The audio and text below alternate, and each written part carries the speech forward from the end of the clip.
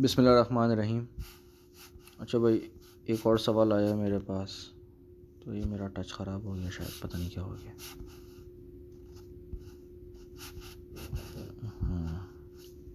A small mass is placed at point P on the inside surface of a smooth hemisphere. Hemisphere का मतलब होता है एक ball है, बॉल को आपने बीच में से काट दिया है तो आधा सर्किल जो स्फीयर होगा, आधा स्फीयर होगा, उसको मैं हेमिस्फीयर बोलता हूँ। 3 डायमेंशनल फिगर है ये। It is then release from rest. बच्चे ने पहले से लिखा हुआ है, 0 है initial speed. When it reaches the lowest point t, its speed is 4 meter per second. The diagram not drawn to scale show the speed of the mass at other points q, r and s as it slides down. Air resistance is negligible, or the mass loses potential energy E in falling from P to T। मतलब P से T पे जा रहे हैं तो potential कम हो रही है, ऑब्वियस सी बात है, हाइट कम हो रही है जिस वजह से पोटेंशियल एनर्जी कम हो रही है। Eight which point has the mass lost potential energy E/4। ऐसा कौन सा पॉइंट होगा जब मेरे मास ने पोटेंशियल एनर्जी E/4 का लॉस कर दिया होगा। सबसे पहली बात, इसमें ये बात हमें डिफ़ाइन करनी पड़ेगी, ये प्री डिफाइंड है कि लॉस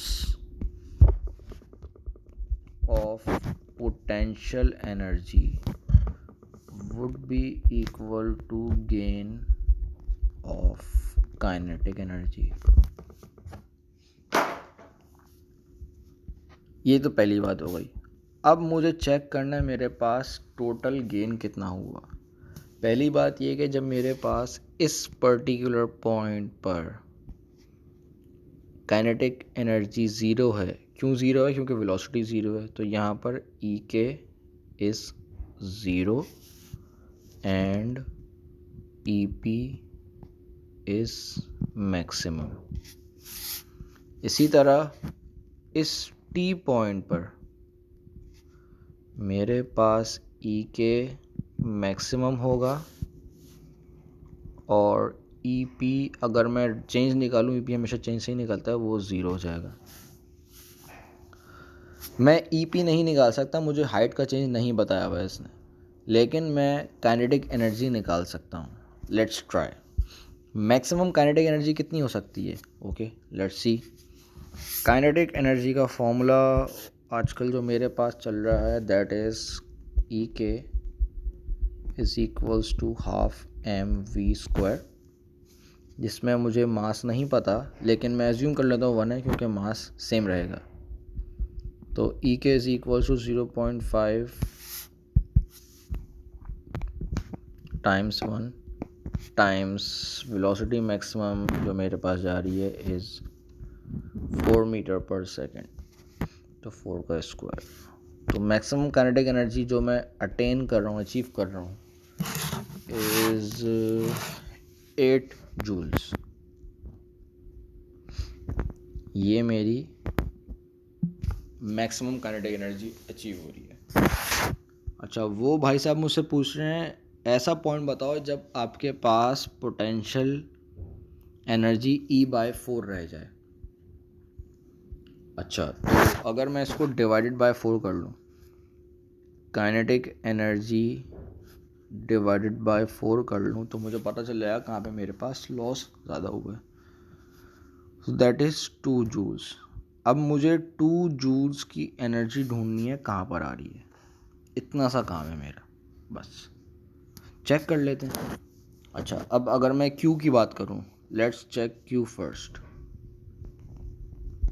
Q पे हाफ 1, क्योंकि मास मैंने 1 अज्यूम करा है, और 1 का square that is 0.5 joules. Q तो कैंसिल हो गया। क्यों कैंसिल हो गया? क्योंकि मुझे 2 जूल्स की एनर्जी चाहिए। अभी यहाँ पे मेरे पास इस वाले पॉइंट पे ई के हो गया है मेरा 0.5 जूल्स और ई पी मेरा मैक्सिमम से, जो कि यहाँ पे 8 जूल्स था, कम होके ये रह गया है 7.5 जूल्स। अच्छा, अब ज़रा आर की बात कर लेते हैं। Let's check R. अच्छा भाई, हाफ मेरा मास इज़ वही फिर से 1 × 2 का स्क्वायर। ये वैल्यू क्या बन रही है मेरी, इसको चेक करो। 0.5 टाइम्स 1 टाइम्स 4, ये मेरी 2 जूल्स बन रही है। हाँ,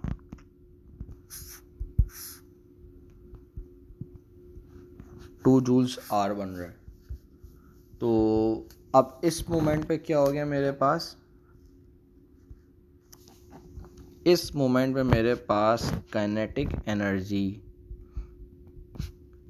2 जूल्स हो गई है, तो पोटेंशियल एनर्जी मेरे पास रह गई है 6 जूल्स।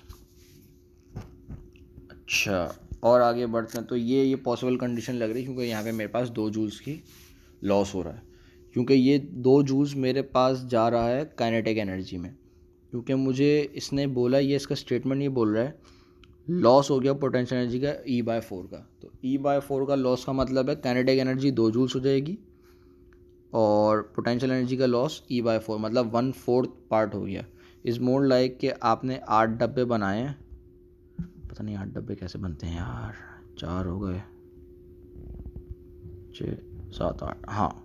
तो इसमें से ये वाला पार्ट आपने रिड्यूस कर दिया। अब जाहिर सी बात है आर हो गया, तो एस की पॉसिबिलिटी तो है ही नहीं, लेकिन एस फिर भी चेक कर लेते हैं, पता चल जाएगा क्या सिनेरियो है। 1/2 टाइम्स 1 टाइम्स 3 स्क्वायर। अच्छा, अब 9 टाइम्स 1 टाइम्स 0.5, ये बन रहा है मेरे पास 4.5 जूल्स।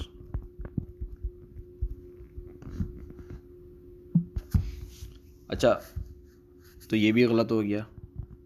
अब पॉइंट क्या है कि Q पे मेरे पास कितना लॉस हो रहा है, चेक कर लेते हैं। 0.5 डिवाइड बाई 8, तो ये मेरे पास लॉस हो गया, इस टाइम पे लॉस है 1/16। अच्छा, 2 डिवाइड बाई 8 का मतलब है इस टाइम पे लॉस है मेरे पास 1/4। बिल्कुल यही चाहिए था हमें यहाँ पर। अच्छा, 4.5 डिवाइड बाई 8, इसका मतलब है यहाँ पे मेरे पास लॉस हो गया 9/16 का।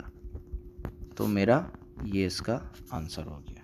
इसका आंसर आर है, इसका मतलब इसका आंसर बी है। वो ये क्या बन गया भाई।